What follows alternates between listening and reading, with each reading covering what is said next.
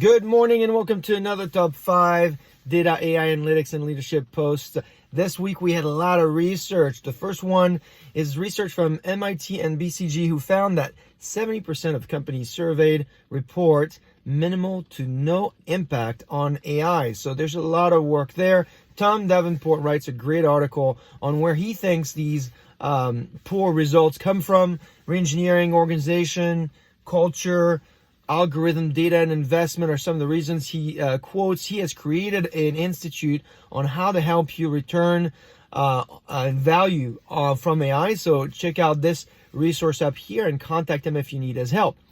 There's also some interesting news on how to scale AI, an article from HBR on how high-performance teams do it, written by McKinsey. Take a look at it. 6 tactics there. My favorite is on best practice around standardization. There's a lot more out there. There is something, though, that hopefully will catch your eye, is only 8% of companies say that frontline employees use AI in the frontline for daily decision-making. So there's a big upside here. There's a lot more work that we can do to get there. And then finally, Bernard Marr this week in a great interview, very popular interview, tells us what not to do in order to avoid failure with artificial intelligence. So check out his research. I'm sure you know about him, and ping him if you need his help as well.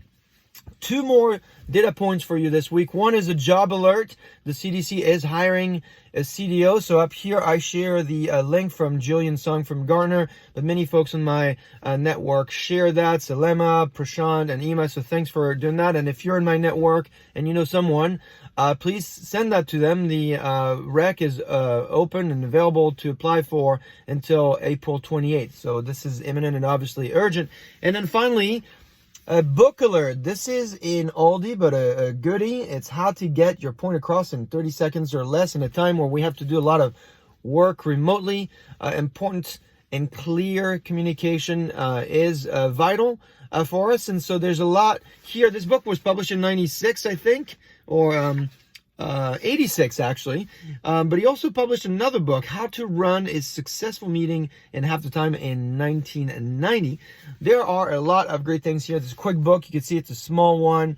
There are lots of lessons, but there are 3 things I take away from it. First one, to communicate clearly and know what your goal is. So that's an obvious one.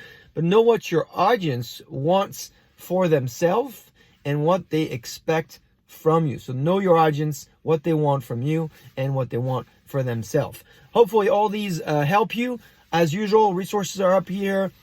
Please go ahead and comment. Let me know what you think down here, and I will see you next week.